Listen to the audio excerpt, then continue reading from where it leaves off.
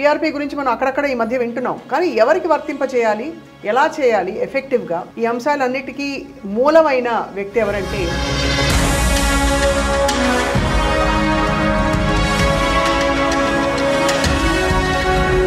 సర్జరీకి వెళ్ళండి అని వేరే డాక్టర్ చెప్పి, కాదు ఇది ట్రై చేయండి అని మీరు చెప్పి, వాళ్ళు కోలుకున్న కేసులు ఎన్ని చూసుంటారు? నేను రోజుకి మనకి మాజీ ముఖ్యమంత్రి కేసీఆర్ గారికి హిప్ రీప్లేస్మెంట్ సర్జరీ అయింది సార్. సో కొంత పీఆర్పీతో నివారించి ఉండొచ్చు అంటారా? అంటే ఆయన పెయిన్ ని is it okay to say that? No అక్కడ కూడాను దగ్గర ఒక 30-40,000 నీ రీప్లేస్మెంట్ సర్జరీస్కి అనస్థీషియా ఇచ్చారు. ఓహో, అప్పుడు చూసారు మీరు ఇంత తీవ్రంగా ఉన్న సమస్య అని. ఒక సిటీలో ఎవరైనా orthopedic surgeon maximum number of cases 25,000 చేస్తుంటే నేను ఆయన డబల్ అనస్థీషియా ఇచ్చుంటాను. ఒక స్లైట్ రెబెలియస్ యాక్టివిటీ వస్తుంది, అరే ఇది డిసీజే కాదు, దీన్ని ఇంత మేజర్ సర్జరీ చేసి మొత్తం బోన్స్ తీసేసి మెటల్స్ పెట్టి సిమెంట్ వేసి అతికిచ్చి, this is not a disease, దీనికి ఏదో ఎవరో ఎక్కడో దగ్గర ఏదో ఒక రెమెడీ కనిపెట్టే ఉంటారు. బాగా అరిగిపోయినప్పుడు కార్టిలేజ్ అసలు ఇంకా సాధ్యం కాదు, మొత్తం విడిపోతాయి అప్పుడు. కానీ మీరు మాత్రం చాలా కాన్ఫిడెంట్గా అసలు స్టేజెసే ఉండవంటారు. స్టేజ్ అదే, నేను ఒకటే చెప్తాను, ఎంత బాడీని యూజ్ చేస్తే అంత హెల్దీగా ఉండాలి అనుకున్న మిత్, అది వెరీ రాంగ్ కాన్సెప్ట్ అందరికీ. ఇది వినడానికి చాలా బాగుంది sir. Exercise exercise exercise exercise sir, ఇది అడక మానలేను, ఇబ్బందికరమైన క్వశ్చన్. మనము ఇప్పుడు 1 సెషన్ 2 సెషన్స్ వాళ్ళకి ఇంజెక్షన్ తీసుకున్న ఎన్ని రోజులకు వాళ్ళకి అంబా బాగుంది అనిపిస్తుంది? మనం చేసే ప్రతి ప్రొసీజర్లో ఫస్ట్ ప్రొసీజరు. అందరికీ నమస్కారం.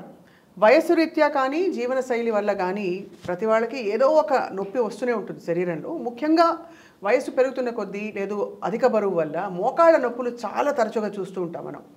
ఇటువంటి వారికి కొంతకాలం పాటు ఆ మోకాళ్ళ నొప్పులు రకరకాల తైలాలు రాసి భరించి తర్వాత ఏమిటి పరిష్కారం అంటే ఒక స్టేజ్ దాటిపోయాక తప్పనిసరిగా నీ రీప్లేస్మెంట్ సర్జరీ చేయాలని చెప్పి ఆర్థోపెడిక్ సర్జన్స్ చెప్తూ ఉంటారు. కానీ వీటన్నిటికీ సవాల్ విసురుతూ ఇప్పుడు ఒక కొత్త టెక్నాలజీ వచ్చింది ట్రీట్మెంట్లో, అదే పీఆర్పీ థెరపీ. పీఆర్పీ గురించి మనం అక్కడక్కడ ఈ మధ్య వింటున్నాం. కానీ ఎవరికి వర్తింప చేయాలి, ఎలా చేయాలి ఎఫెక్టివ్గా, ఈ అంశాలన్నిటికీ మూలమైన వ్యక్తి ఎవరంటే అనస్థీసియాలజిస్ట్గా తన కెరియర్ని ప్రారంభించిన డాక్టర్ సుధీర్ దారా గారు. ఆయన భిన్నంగా ఈ వైద్య రంగానికి ఏదో ఒక కాంట్రిబ్యూషన్ ఉండాలి నాది అనే సంకల్పంతో Epione pain management and regenerative సెంటర్ని స్థాపించి 3 నగరాలలో అంటే హైదరాబాద్, చెన్నై అండ్ బెంగళూరు 3 నగరాలలో వారి సెంటర్స్ని నడుపుతూ 5,000 మందికి పైగా ట్రైనింగ్ కూడా ఇచ్చారు. And this is 100% cure in place of knee replacement surgery. బాగుంది కదా వినడానికి. We have with us doctor Sudhir Dhara గారు. Sir, very happy to meet you sir. Right, so PRP గురించి విన్నాను సార్. మామూలుగా జుట్టు పెరగడానికో లేకపోతే ఊరికే స్కిన్ బాగుండడానికి ఇలా వింటూ ఉంటాం. బట్ ఈ కొత్త టెక్నాలజీ అన్నది is it very serious medicine sir? Serious medicine అంటే ఇదేదో ఇప్పుడు వచ్చింది కాదు, ఇది పీఆర్పీ థెరపీ అన్నది ఎప్పటి నుంచో ఉంది. పీఆర్పీ అనగానే జనరల్ అందరికీ అది వినపడింది కానీ అందరికీ ఒక ఇంప్రెషన్ ఏంటంటే డాక్టర్స్కి ప్లస్ ఆల్సో జనరల్ పబ్లిక్కి ఇది పనిచేయదు, అది ఏదో ఒక స్టాప్ గ్యాప్ లాగా లేదంటే అంత డెఫినిటివ్ కానీ ట్రీట్మెంట్ అన్నది ఎప్పటి నుంచో నేను చిన్నప్పటి నుంచి వింటున్నాను. తర్వాత మేము ఎంబీబీఎస్ చేసే రోజుల్లో విన్నాము. తర్వాత హెయిర్ ఊడిపోతుంటే మేము ఎంబీబీఎస్ జరిగే రోజుల్లో కూడాను గర్ల్స్ తర్వాత మా అబ్బాయిలు కూడా పెళ్లి చూపులకు వెళ్తే ముందు ఈ జుట్టు సరిగ్గా ఊడిపోయినప్పుడు ఇప్పుడంతా ఫైనల్ ఇయర్లోనే ఆర్ హౌస్ సర్జన్స్లోనే మ్యారేజ్లు అవుతుండే, అప్పుడు చేసుకొని వెళ్తుండేవాళ్ళు. ఫైనల్గా ఆ వెళ్ళేవాడు కూడా సర్లే ఇది ఎట్లా పని చేయదులే అనుకున్న భావనతోటి వెళ్ళి చేసుకునేది మనకి అదంతా ఉంది మనకి బ్యాక్గ్రౌండ్లో. బట్ ఏంటంటే ఇది అన్ని రోజుల నుంచి వినపడుతుంది, ఇది ఎక్కడో జరుగుతుంది, దీనివల్ల దీన్ని జనాలు అయితే ఫాలో అవుతున్నారు, డాక్టర్స్ కూడా చేస్తున్నారు. సో ఇది కాస్మెటిక్కి మనకి ఎక్కువ వినపడేది, మనం అనుకునే స్కిన్ హెయిర్. బట్ ఎస్ అది సీరియస్ కాదు, ఎందుకంటే సర్లే కాస్మెటిక్ అనేది అందరూ సీరియస్గా తీసుకోరు, ట్రీట్మెంట్ తీసుకున్న తర్వాత కూడా సరే పెరగలేదు అనుకునే వెళ్ళదు, పెరిగింది అనుకోవచ్చు సైకలాజికల్గా అది. కానీ దీన్ని యాక్చువల్గా స్టార్ట్ చేసిందే బాడీలో సఫరింగ్ కోసం. అంటే బాడీలో డీజనరేషన్, అంటే ఇప్పుడు 40-45 ఇయర్స్ దాటిన తర్వాత ప్రతి బాడీ పార్ట్ అరుగుతుంది. రైట్. సో అది తప్పదు, దట్ ఈజ్ నేచర్, దాన్ని ఎవ్వరు ఆపలేరు. అదృష్టవంతులకి అది డీజనరేట్ అయ్యి 65-70లో నొప్పి రావచ్చు, కొంతమంది 35లో రావచ్చు. ఇప్పుడు ఎంతోమందికి 35-40కే మోకాలు నొప్పులు రావడం, అరిగిపోవడం ఎక్కువ మంది ఫీమేల్స్లో. సో ఇది ఈ డీజనరేషన్లో ఇంతకు ముందే యుఎస్లోను కొన్ని వెస్ట్రన్ కంట్రీస్లో పిఆర్పి స్టార్ట్ చేశారు. అది ఒక చిన్న injection therapy plus also patient own blood తోటి చేసేది. కానీ దీంట్లో మేజర్ ప్రాబ్లం ఎక్కడ వచ్చిందంటే అది అంత పాపులరైజ్ అవ్వలేదు. పాపులరైజ్ అవ్వకపోవడానికి కారణం ఏంటంటే ఈ డీజనరేటివ్ కండిషన్కి ఈ సర్జికల్ ఆస్పెక్ట్ అన్నది అది ఓవర్టేక్ చేసేసింది. రైట్. సో జనాలకు కూడాను ఒక సర్జికల్ టెక్నిక్ తోటి ఒక కండిషన్ని ట్రీట్ చేసుకోవచ్చు అనడం అన్నది పబ్లిక్ మీదకి కంటిన్యూస్గా తీసుకెళ్ళి ఆ సర్జికల్ ఆస్పెక్ట్ ఇదైంది. ఇది సీరియస్గా కాదన్నాడు కాబట్టి ఇది 100% సీరియస్. వెన్ జనాలు అంటే సొసైటీలో ఇది చాలా ఎఫెక్టివ్ కాబట్టే ఎవరో తయారు చేశారు, ఎఫెక్టివ్ కాబట్టే దీనికి FDA అప్రూవల్ ఉంది, దీనికి ICMR అప్రూవల్ ఉంది. ఎఫెక్టివ్ కాకపోతే అవి ఎప్పుడో స్లోగా వ్యానిష్ అయిపోవాలి, ఉండకూడదు. అవును. సో అంత సీరియస్ ట్రీట్మెంట్ ఇది. ఆ సీరియస్ ట్రీట్మెంట్ని ఫస్ట్ ఆఫ్ ఆల్ డాక్టర్స్గా గాను, ఇప్పుడు మీరు జర్నలిస్ట్గా గాను జనాల్లోకి వెళ్ళాలి. ఎప్పుడైతే పబ్లిక్లోకి ఇది రీచ్ అవుతుందో ఇది ఒక ఎక్సలెంట్ ట్రీట్మెంట్, మేజర్ సర్జరీస్కి వెళ్ళాల్సిన అవసరం లేదన్నప్పుడు ఇది రియల్గా సీరియస్ వన్. Right sir. పిఆర్పిలో మీరు దాదాపు ఆద్యులు అని చెప్పచ్చు. బికాజ్ అంటే ఫస్ట్ దీని పొటెన్షియల్ ఏంటో కనుగొన్నది మీరే. అండ్ మీరు చూసిన కేసెస్లో సర్జరీని అవాయిడ్ చేసి సర్జరీకి వెళ్ళండి అని వేరే డాక్టర్ చెప్పి కాదు ఇది ట్రై చేయండి అని మీరు చెప్పి వాళ్ళు కోలుకున్న కేసులు ఎన్ని చూసుంటారు సార్? 100 చూసుంటారా? నేను రోజుకి 50 to 60 ఓపీ చూస్తాను. బాబోయ్. వీళ్ళందరూ కూడాను ఇంత కట్ట తీసుకొస్తారు. ఇదేంటి డిఫరెంట్ సర్జన్స్ దగ్గరికి వెళ్ళి వాళ్ళందరూ ఆపరేషన్ చెప్పి వీళ్ళు అంటే ఈ సెట్ ఆఫ్ పీపుల్ ఏంటంటే ఆపరేషన్కి వెళ్ళరు, వీళ్ళకి ఇష్టము లేదు, ప్లస్ ఆల్సో లక్కీగా వీళ్ళకి ఇది ఇటువంటి ట్రీట్మెంట్ వచ్చింది అని తెలిసి వస్తారు. ఎప్పుడు ఇంతమంది తీసుకొస్తారు. అదంతా మనం చూడాల్సిన అవసరం లేదు. ప్రతి hospital number 1, hospital number 2, hospital number 3 అందరు కూడాను అమ్మ ఇంకా ఇప్పుడు ఇంత అయిపోయింది కాబట్టి ఇంకా సర్జరీ అది తీసుకొచ్చి నా ముందు పెడతారు. సో ఈ 50 to 60 మెంబర్స్ అందరూ కూడాను సర్జరీకి వెళ్ళి చాలా సంవత్సరాల నుంచి సర్జరీ వద్దు నాకు వేరే మార్గాలని వెతుకుతూ కొంతమంది వేరే డిఫరెంట్ డిసిప్లిన్స్ ఆఫ్ మెడిసిన్ని ట్రై చేసి అది కూడా ఫెయిల్ అయ్యి అప్పుడు వస్తారనమాట. రైట్. సో అంటే ఇప్పుడు ఎలా ఉందంటే ఈ ట్రీట్మెంట్ సక్సెస్కి రీజన్ ఏంటి తెలుసా? పబ్లిక్ డిమాండ్ ఏంటి? సర్జరీ కాదు. సో ఇప్పుడు ఎవరన్నా కానీ ఇప్పుడు నాకు మోకాలు నొప్పి వచ్చిందనుకో, నేను ఆర్థోపెడిక్ డాక్టర్ దగ్గరికి వెళ్ళి వెంటనే సర్జరీ అంటే ఫస్ట్ మనం వెనక్కి వచ్చేస్తాం, సర్లేండి సార్ వస్తాం అని చెప్పి. అని ఏం చేస్తాం? భయపడతాము. ఫస్ట్ మనము ఆలోచించుకొని సెకండ్ ఒపీనియన్, థర్డ్ ఒపీనియన్, ఎక్కడైనా నాన్ సర్జికల్ థెరపీస్ ఎవరికి కూడా. అండ్ ఇంకొక మేజర్ పాయింట్ ఏంటంటే ఇక్కడ ఏదైతే మనం పిఆర్పి యూజ్ చేసే కండిషన్స్ ఉన్నాయో, మోకాలకు కానీ, షోల్డర్ కానీ, స్పైన్కి కానీ, ఎల్బో కానీ, రిస్ట్ కానీ, సోల్ ఆఫ్ ద ఫీట్ కానీ, ఇవన్నీ కూడా డిసీజెస్ కాదు. ఇవన్నీ ఏంటి? కండిషన్స్. ఇప్పుడు నా జుట్టు ఊడిపోయినట్టు, కొంతమందికి తెల్లగా అయినట్టు. సో ఇవి పెయిన్ఫుల్ కాదు. జుట్టు ఊడిపోవడం పెయిన్ఫుల్ కాదు కాబట్టి ఎప్పుడైనా అద్దంలో చూసుకున్నప్పుడు అరే కొంచెం జుట్టు ఉంటే బాగుండేది మనకి అన్నట్టు ఫీలింగ్ ఉంటే తర్వాత మర్చిపోదు. నీ జాయింట్ పెయిన్ వచ్చిందంటే అది ఎవ్రీడే ఏ పనిని చేయనివ్వు, సైకలాజికల్ డిప్రెస్ అవుతుంది. సో అది ఆ కండిషన్కి జనరల్గా న్యాచురల్గా వచ్చిన కండిషన్కి అంత పెద్ద సర్జరీకి వెళ్ళాలా లేదా అన్నది చాలామంది డాక్టర్స్లో, చాలామంది ఆర్థోపెడిక్ డాక్టర్స్లో కూడా ఈ క్వశ్చన్ వస్తూనే ఉంటుంది. అంటే ఇదివరకు ఇది ఒక్కటే ఆప్షన్, సర్జరీ ఒక్కటే ఆప్షన్. అంటే నొప్పి భరించడం, ఇంకా మరీ భరించలేనప్పుడు ఇంకా తప్పనిసరిగా సర్జరీ ఒకటి. సార్ సందర్భం వచ్చింది కాబట్టి అడుగుతున్నాను. ఇప్పుడు మనకి మాజీ ముఖ్యమంత్రి కేసీఆర్ గారికి హిప్ రీప్లేస్మెంట్ సర్జరీ అయింది సార్. సో కొంత పిఆర్పితో నివారించి ఉండొచ్చు అంటారా? అంటే ఆయన పెయిన్ని okay to say that? No అక్కడ బోన్ ఫ్రాక్చర్ అయింది. రైట్. కేసీఆర్ గారికి బోన్ ఫ్రాక్చర్కి వేరే మార్గం లేదు, ఎందుకంటే బోన్ కంపల్సరీ ఫిక్స్ చేయాల్సింది. సో ఇది కాదు, దట్స్ బేసికలీ యాక్సిడెంట్ అనుకోవచ్చు, దట్స్ నాట్ న్యాచురల్ డీజనరేషన్. కానీ కార్టిలేజ్ లాస్ అయినప్పుడు ఇప్పుడు హిప్ జాయింట్లో ఇప్పుడు కేసీఆర్ గారికి తుంటి ఇదే అయింది, ఫ్రాక్చర్ అయింది, మొత్తం హిప్ రీప్లేస్ చేశారు. కొన్ని కండిషన్స్ ఉంటాయి, ఏవిఎన్ అని, avascular necrosis of the hip. ఇంకోటి హిప్లోనే గుజ్జు అరిగిపోవడం, కార్టిలేజ్ అరిగిపోవడం, ఆ కేసెస్కి సర్జరీ అవసరం లేదు. Right. So this PRP will wonderfully act there. Right. I'm just thinking aloud. You have won so many awards, Bharatiya Ratna award, ఇంకా రాష్ట్రీయ గౌరవ్ అవార్డు, అండ్ ఇంకా చాలా అవార్డ్స్ వచ్చాయి మీకు మీరు చేస్తున్న సేవకి. ఇండియన్ అచీవర్స్ అవార్డ్ అని ఇన్ని అవార్డ్స్ మీకు వచ్చినప్పుడు why did you want to get in to pain management in the first place? అంటే why not something else? Yeah basically నేను అనస్థీషియా డాక్టర్ని. అవును. అనస్థీషియా డాక్టర్ ఉన్నప్పుడు ఈ అవార్డులు రాలే, అదే ఈ మెడిసిన్ తీసుకున్నాక వచ్చింది. సో అనస్థీషియా డాక్టర్గా ఉన్నప్పుడు ఏంటంటే అనస్థీషియా డాక్టర్స్ వాళ్ళ పని కత్తి మీద సాంలా ఉంటుంది.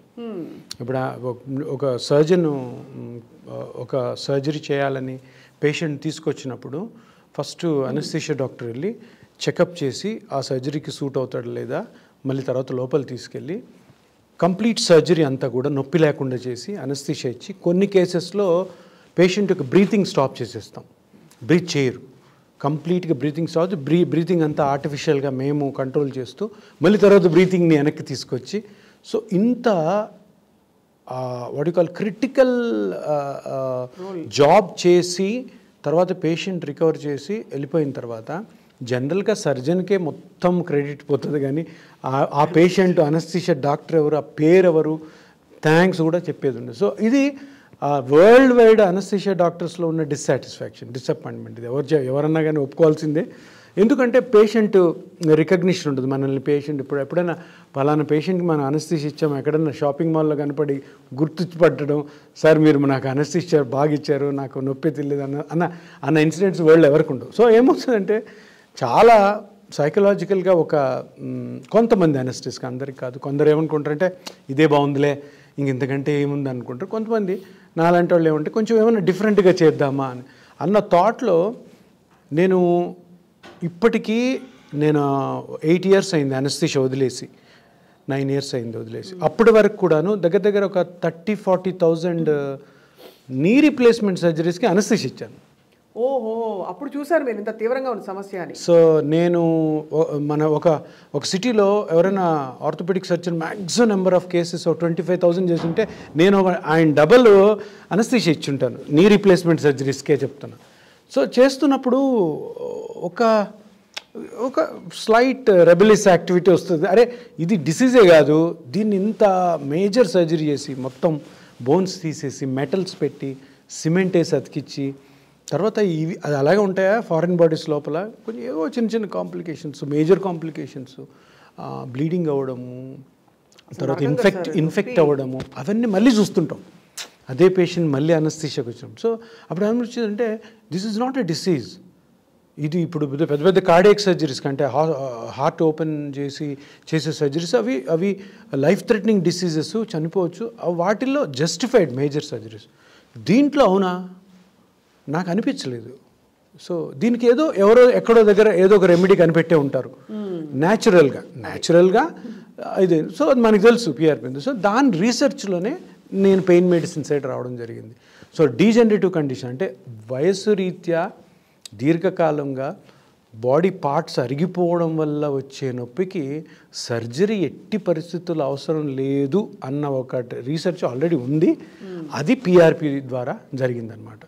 సో ఇది నేను కనిపెట్టింది. అండ్ ఇది కనిపెట్టిన తర్వాత కనిపెట్టలేదు, అది వాళ్ళు చేసిన రీసెర్చ్ని మళ్ళీ రీసెర్చ్ చేసి ఇండియన్ స్టాండర్డ్స్కి ప్రోటోకాలైజ్ చేసి దీన్ని ఇండియాలోకి ప్రవేశపెట్టబడింది అనమాట. అంటే ఇది అందరికీ వర్తింపచేయచ్చా? ఉదాహరణకి బాగా అరిగిపోయినప్పుడు కార్టిలేజ్ అసలు ఇంకా సాధ్యం కాదు, మొత్తం విడిపోతాయి. అప్పుడు మనం ఎన్ని ఇంజక్షన్లు ఇచ్చినా లాభం లేదని చెప్పిన కొంతమంది ఉన్నారు సార్, పెయిన్ మేనేజ్మెంట్ వాళ్ళే. కానీ మీరు మాత్రం చాలా కాన్ఫిడెంట్గా అసలు స్టేజెసే ఉండవంటారు. ఇప్పుడు అదే నేను ఒకటే చెప్తాను, స్టేజ్ 1, స్టేజ్ 2, స్టేజ్ 3, స్టేజ్ 4 ఇవన్నీ కూడాను సర్జరీ చేయడం కోసం. స్టేజ్ 1 అవి ఎక్స్రే తీస్తారు. ఎక్స్రే తీసి బోన్స్ ఎంత దగ్గరకు వచ్చాయి, బోన్స్ ఎంత దగ్గరకు వస్తే దాన్ని బట్టి స్టేజ్. ఇవి ఎందుకు? నీ రీప్లేస్మెంట్ కోసం.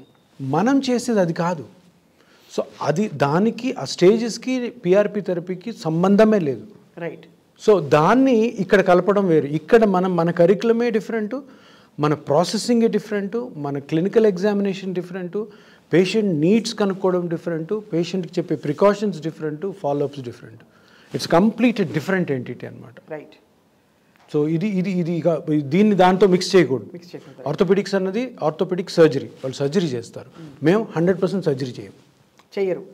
దీనికి ఇది బిగ్ పెద్ద స్టేట్మెంట్ కదా, చాలా పెద్ద స్టేట్మెంట్.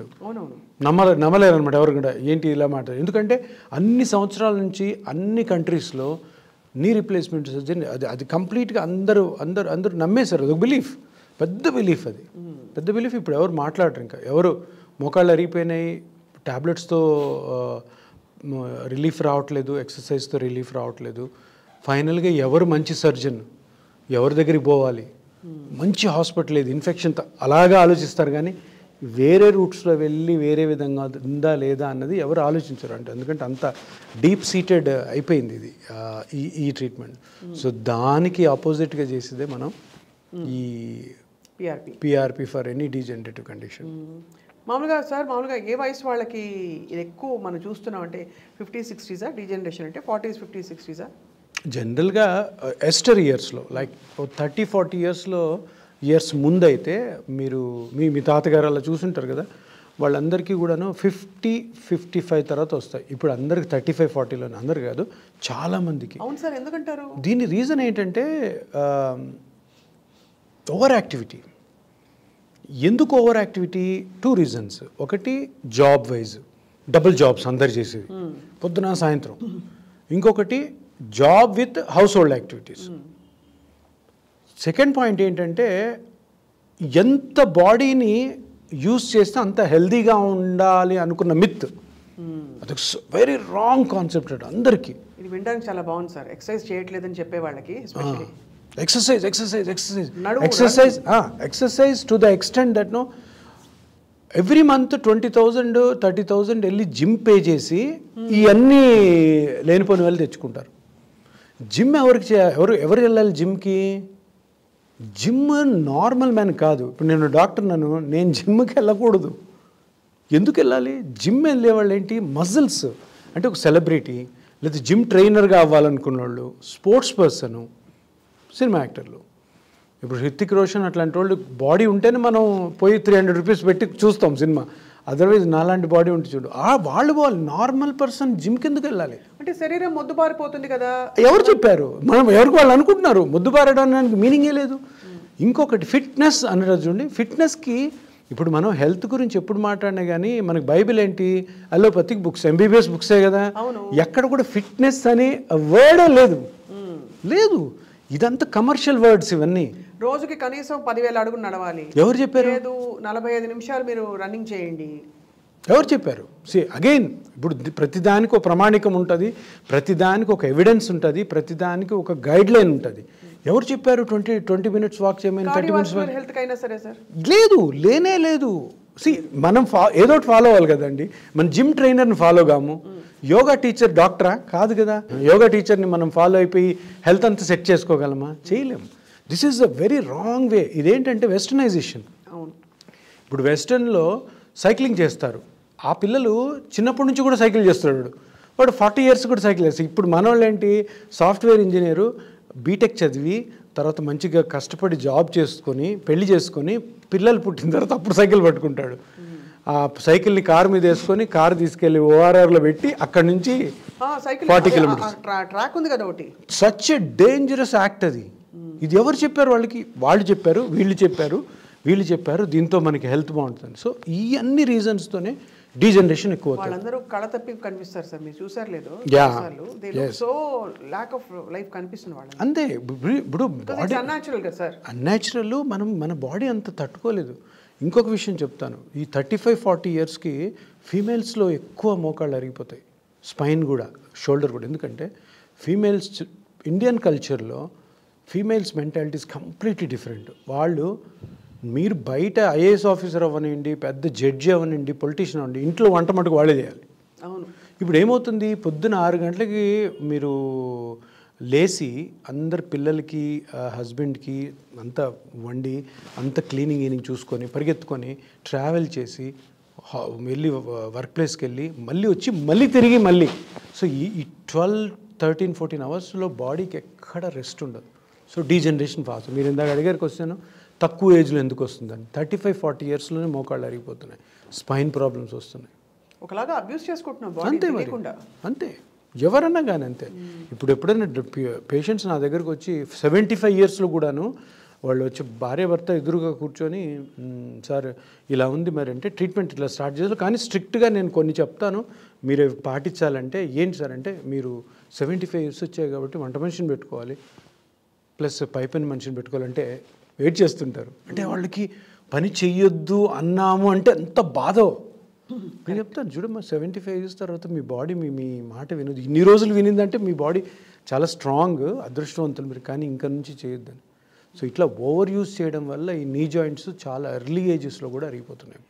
ఇప్పుడు చాలా కీలకమైన ప్రశ్న సార్, ఈ పిఆర్పి అనేది ఎటువంటి పెయిన్కి ఇది ఆన్సర్? ఉదాహరణకి మనకి సర్వైకల్ స్పాండిలోసిస్ ఒకటి ఉంది, అలాగే L4, L5, I6, disc prolapse అంటారు, మళ్ళీ ఇంకా కార్పల్ టనెల్ సిండ్రోమ్ అంటారు.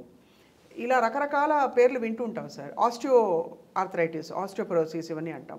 Is this actually a fix for all these conditions or some of these? Yes, ఇప్పుడు ఏంటంటే the name itself says regenerative therapy. దీన్ని PRP is nothing but regenerative therapy. So మనం ఇక్కడ మాట్లాడేది అంతా కూడా degeneration గురించి. సో డీజనరేషన్ ఎక్కడెక్కడైతే ఉందో, డీజనరేషన్ ఎక్కడెక్కడైతే జరిగి నొప్పి వస్తుందో అక్కడ అంతా ఆ పార్ట్స్లో పిఆర్పి యూజ్ చేయొచ్చు. కానీ కొన్ని గైడ్ లైన్స్ ఉన్నాయి. సో కొన్ని 4 or 5 కండిషన్స్లో ఇది ఎఫెక్టివ్గా వర్క్ చేస్తుంది అని ప్రూవ్ అయిపోయింది కాబట్టి అవి కంపల్సరీగా ఎక్సలెంట్ రిజల్ట్ ఇస్తాయని రీసెర్చ్ చెప్పింది. బట్ ఇంకా దేనికైనా కూడా డీజనరేటివ్ కండిషన్స్కి ప్రాపర్ స్కాన్స్ చేసి కనుక్కొని దేనికైనా వాడచ్చు. ఎందుకు అంటే దిస్ ఈజ్ 100% సేఫ్.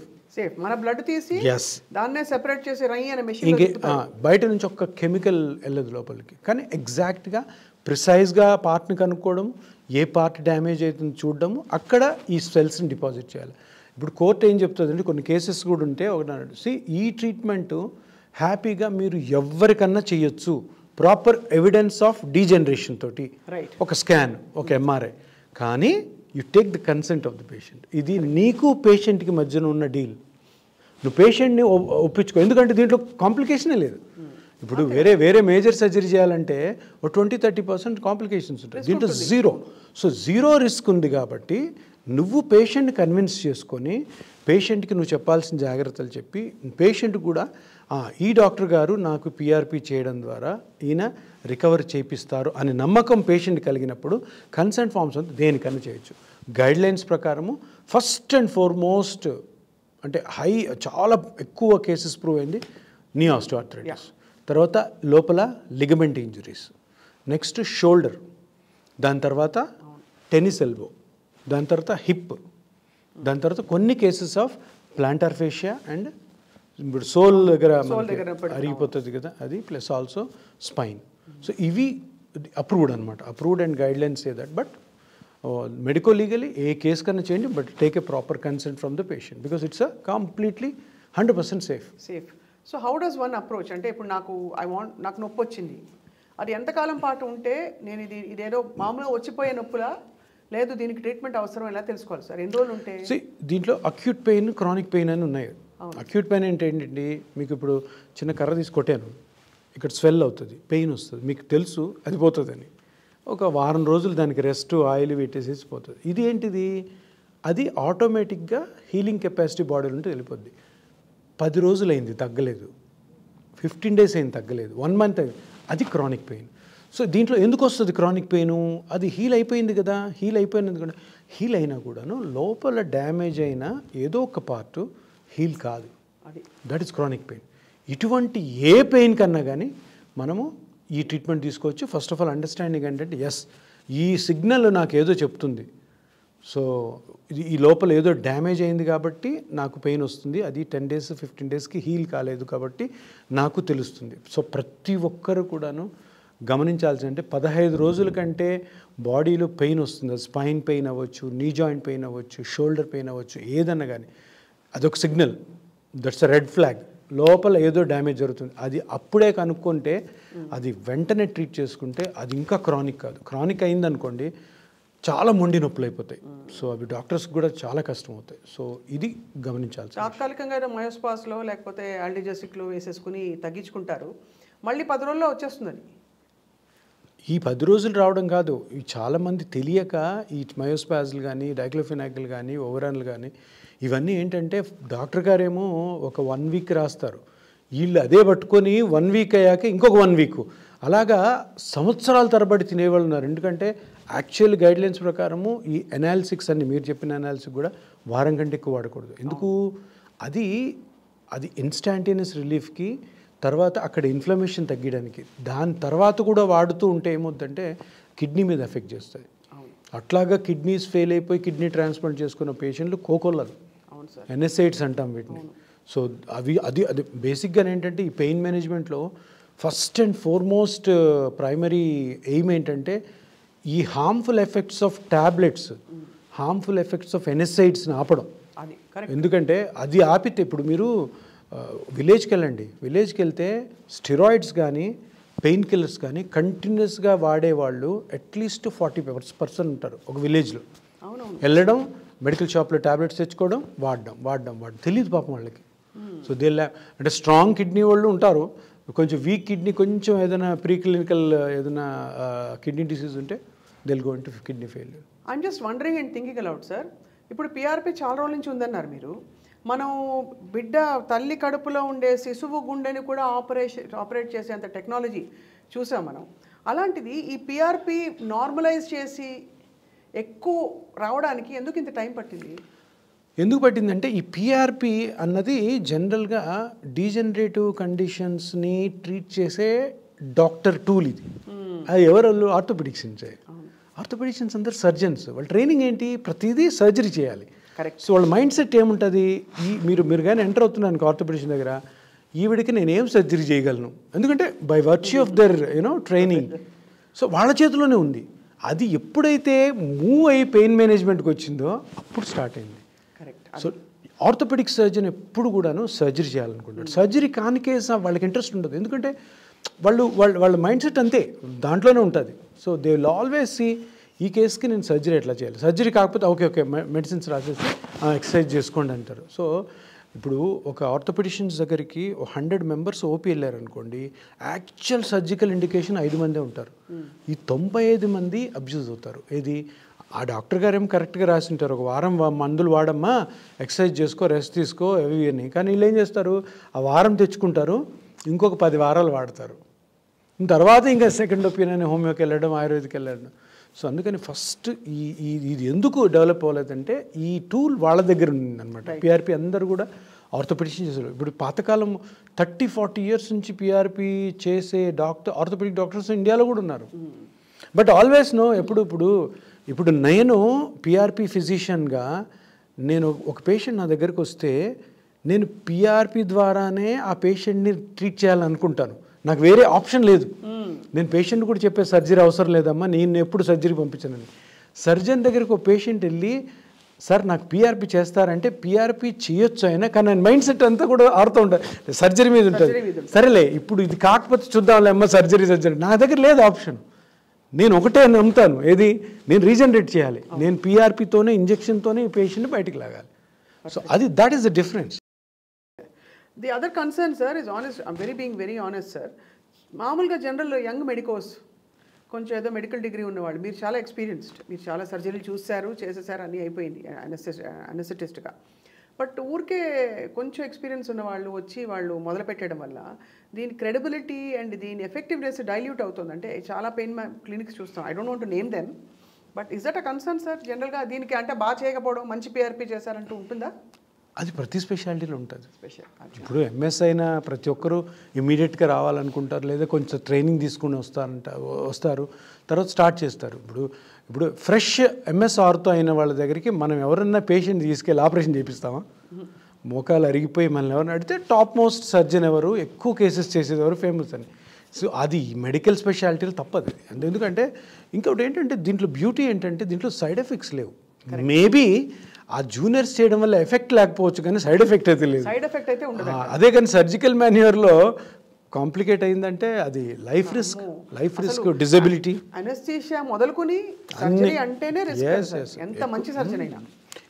ఎక్కువ సరే మనం ఇండియాలో కాదు వరల్డ్ వైడ్లో డేటా తీసుకుంటే ఎక్కువ సర్జికల్ కాంప్లికేషన్స్ డెత్స్ అయ్యేది జూనియర్ మోస్ట్ సర్జన్స్తోనే. ఎందుకంటే వాళ్ళు చేయడానికి ఒక 20 years ఎక్స్పీరియన్స్ సర్జన్ చేయడానికి కేస్ సెలెక్షన్లో టెక్నిక్లు అంతా డిఫరెంట్ ఉంటుంది.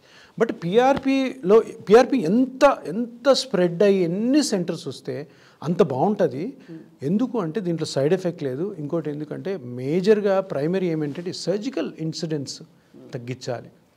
అది ఆ కాంప్లికేషన్స్ తగ్గించడం కోసం ఆ కాస్ట్ ఇన్వాల్వ్డ్. తర్వాత మీరు అన్నట్టు ఇప్పుడు ఒకటి ఏదన్నా హిట్ అయిందనుకో ర్యాంపెంట్ అయిపోతుంది. ఇండికేషన్ లేకపోయినా కానీ సర్జరీస్ చేయడము. సో ఇది ఇంకా అది ఆపలేము మనం. ఇప్పుడు ఇది ఒక రోబోటిక్ తర్వాత ఇంకా ఆర్టిఫిషియల్ ఇంటెలిజెన్స్ అని ఇవన్నీ వస్తాయి. అన్నిటికీ సర్జరీ మళ్ళీ. సో ఇది సమ్వేర్ అంటే అలోపతి ఏంటంటే ఇట్ ఆల్వేస్ ట్రాన్స్ఫార్మ్స్. ఇప్పుడు నేను ఎప్పుడు ఇంటర్వ్యూలో చెప్తాను, నేను అనస్థీషియా పీజీ స్టార్ట్ చేసిన రోజుల్లో 97-2000లో జీజే వేగాటం అని ఒక పెద్ద సర్జరీ చేసేవాళ్ళు. అది ఎందుకు తెలుసా? అల్సర్కి, స్టమక్ అల్సర్కి. ఇప్పుడు ఏం చేస్తాం మనం? ఆ రాబిప్రజోల్ వేసుకొని అసలు కంప్లీట్గా ఆ సర్జరీ మొత్తం పోయింది. అది మేజర్ సర్జరీ. మేము ఒక్కొక్క ఓటీ లిస్ట్లో 20 కేసులు ఓటీలు ఉంటే 10 అవే ఉంటాయి.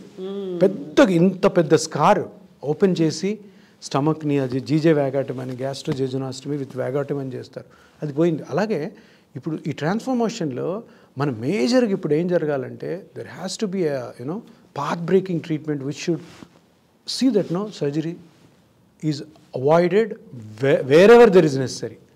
ఇప్పుడు although there is no risk involved in this because వాళ్ళ బ్లడ్ వాళ్ళకి ఎక్కిస్తాం. కోమార్బిడ్ కండిషన్స్ ఉండే వాళ్ళ ప్లాస్మా ఏమైనా తేడా ఉంటుందండి? ఏమన్నా ఏముండదు. The only contraindication is blood diseases ఉంటాయి. అదే ఇదంతా బ్లడ్ కదా, బ్లడ్లో ప్లేట్లెట్స్లో గ్రోత్ ఫ్యాక్టర్స్ తీస్తున్నాం మనం. That is called PRP.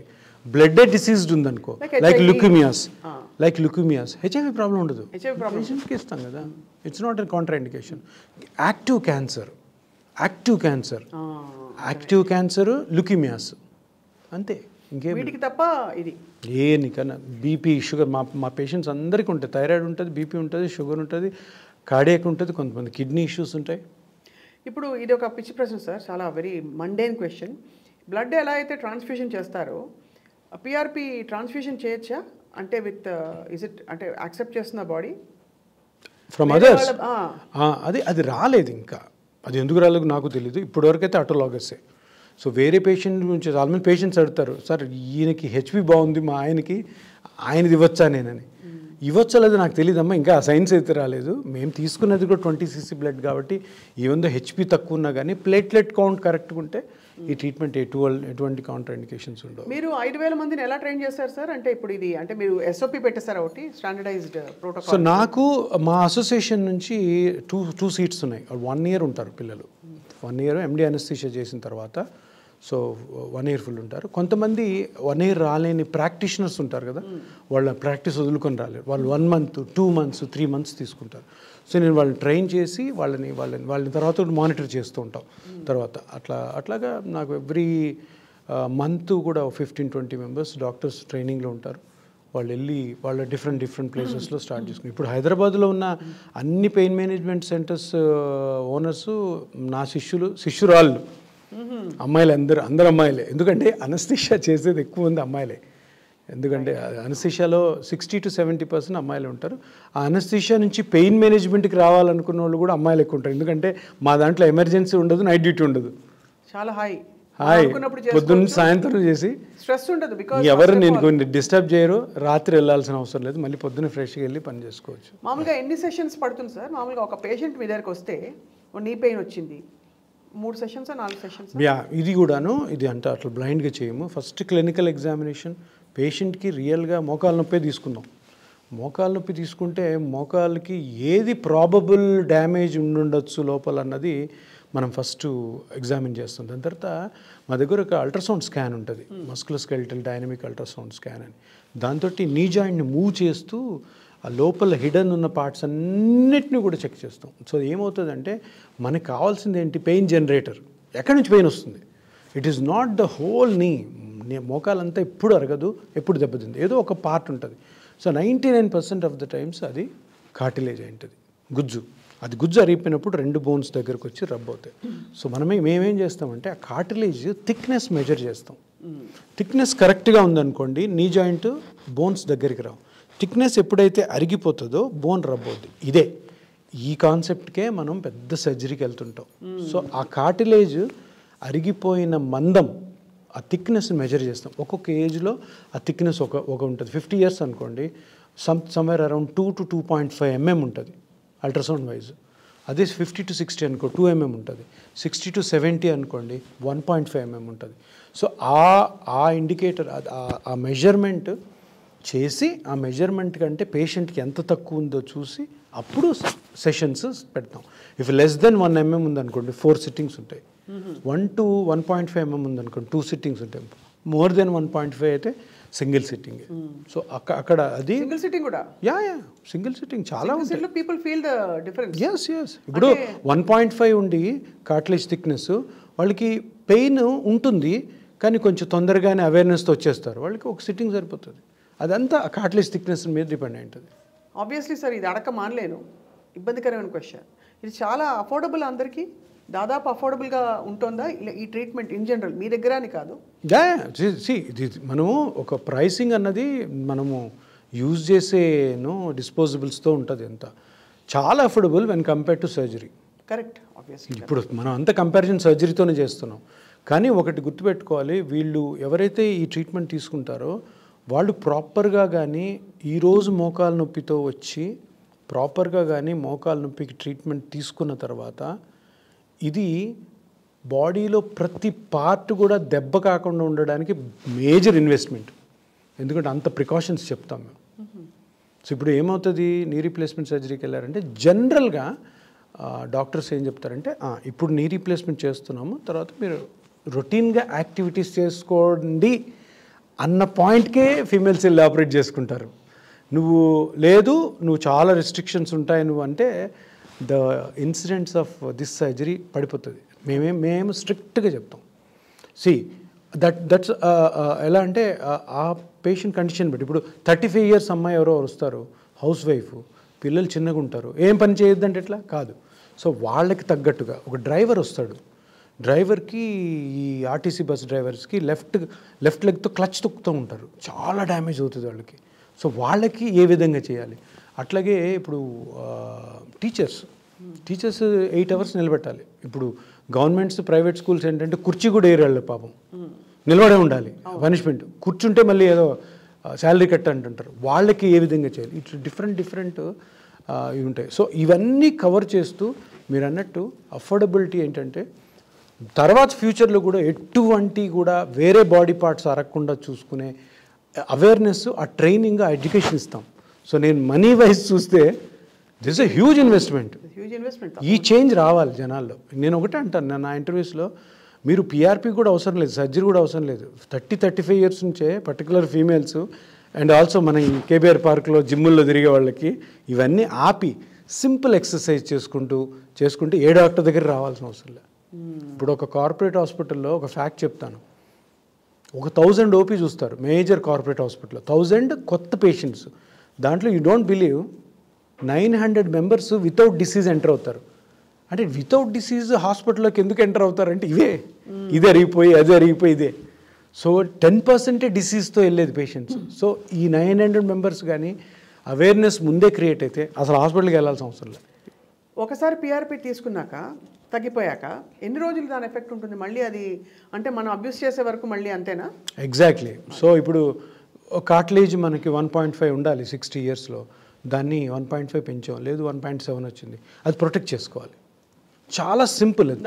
చెప్తారుగా సూపర్గా ట్రైన్ చేస్తాం. పిఆర్పి ట్రీట్మెంట్ అయిపోయిన తర్వాత పేషెంట్ మోకాలకి పేషెంటే డాక్టర్ 10 మందికి చెప్తారు ఇట్లా ఉండాలని.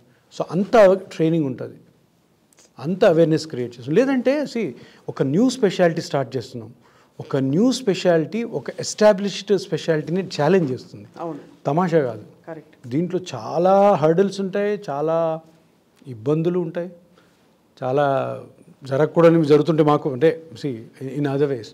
సో అప్పుడు అలా అన్నప్పుడు చాలా గట్స్ ఉండాలి, పేషెంట్స్ని నమ్మించే బిలీఫ్ ఇచ్చే పవర్ ఉండాలి, ప్లస్ ఆల్సో అంత రిజల్ట్ చూపించాలి. చాలా అంటే మీరు అనేది రైటే, దట్ నమ్మించాలి ఫస్ట్ ఆఫ్ ఆల్, వాళ్ళకి గురి కలిగేలాగా చూడాలి ఇది. అండ్ ఇది దాదాపు కామన్గా ఉండే అన్ని పెయిన్స్కి మీరు చెప్తున్నారు సార్. దీని నెక్స్ట్ ఇప్పుడు దీనిలో ఇప్పుడు ఎలా అయితే ఫేషియల్ పిఆర్పి, హెయిర్ పిఆర్పికి అడిషన్స్ వస్తున్నాయి, మెడిసిన్స్ కూడా యాడ్ చేసి దే ఆర్ గివింగ్, అలాగా దీనికి ఏమన్నా ఉత్త పిఆర్పి వాడతారా మీరు? ఏమన్నా మెడికేషన్ అవసరమైతే ఇంకేమన్నా వాడాల్సి ఉంటుంది? నథింగ్, ఏమి ఏది వాడినా అది పనిచేయదు. ఓహో, దాంట్లో మిక్స్ ఏమైనా చేసామంటే అసలు పనిచేయదు. ఎందుకంటే అంత ప్యూర్గా దాంట్లో గ్రోత్ ఫ్యాక్టర్స్ ఉంటాయి. ప్లాస్మాలో ప్లేట్లెట్స్లో గ్రోత్ ఫ్యాక్టర్స్, ఆ గ్రోత్ ఫ్యాక్టర్స్ పిక్ చేసి ఎగ్జాక్ట్గా కార్టిలేజ్ ఎక్కడైతే క్రిటికల్గా అరిగిపోయిందో అక్కడ వదలాలి. మనకి లోపల మిషనరీ ఉంటుంది, అడ్వాన్స్ మిషనరీ. సో అక్కడికి వెళ్ళి ఇంజెక్ట్ చేయడం ద్వారానే వస్తుంది. అక్కడ నువ్వు వేరేది ఏది వేసినా కానీ దీని ఎఫెక్ట్ ఉండదు. సార్ నొప్పి పెడుతుందా? చిన్న ఇంజెక్షను, ఇప్పుడు మీరు కోవిడ్ వ్యాక్సిన్ వేసుకున్నారా, ఆ నీడిల్ ఎంత ఉంది అంతకంటే చిన్నది, అది కూడా నొప్పి లేకుండా అనస్థీషియా ఇచ్చేస్తాం. మేము అంతా అనస్థీషియా వాళ్ళం కదా, అంతే.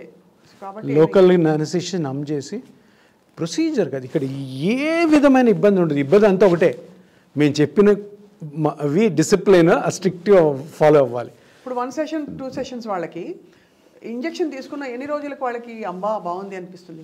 మనం చేసే ప్రతి ప్రొసీజర్లో ఫస్ట్ ప్రొసీజరు పెయిన్ తగ్గించేది. ఎందుకంటే అది పెయిన్ తగ్గించలేదంటే వాళ్ళకి నమ్మకం, గురి, కాన్ఫిడెన్స్ రాదు, వాళ్ళు నెక్స్ట్ రారు మనకి. ఫస్ట్ చేసేది మేము ఏం చేస్తామంటే పెయిన్ తగ్గిస్తాం. సో కాన్ఫిడెన్స్ బిల్డ్ అవుతుంది. Next regeneration. సో అది 1 సిట్టింగ్ అవ్వచ్చు, 2 సిట్టింగ్స్ అవ్వచ్చు. 1 సిట్టింగ్ వాళ్ళు అయితే దాంట్లోనే మిక్స్ చేస్తాము. లేదా 2 సిట్టింగ్ అయితే ఫస్ట్ సిట్టింగ్లో పెయిన్ తగ్గించి సెకండ్ సిట్టింగ్లో రీజనరేషన్, అంటే 3 అయితే 3, 4 ఫస్ట్ పెయిన్ తగ్గించాలి. పెయిన్ తగ్గిస్తే ఒకటి కాన్ఫిడెన్స్, రెండోది ఎక్సర్సైజ్ స్టార్ట్ చేయాలి. పెయిన్ ఉన్నప్పుడు ఎక్సర్సైజ్ స్టార్ట్ చేస్తే ఇంకా పెయిన్ ఎక్కువైపోతుంది. సో అందుకని పెయిన్ తగ్గాలి. ఇప్పుడు కొంతమంది ఏం చేస్తారంటే ఏమి చేయకుండా పిఆర్పి వేసేస్తారు.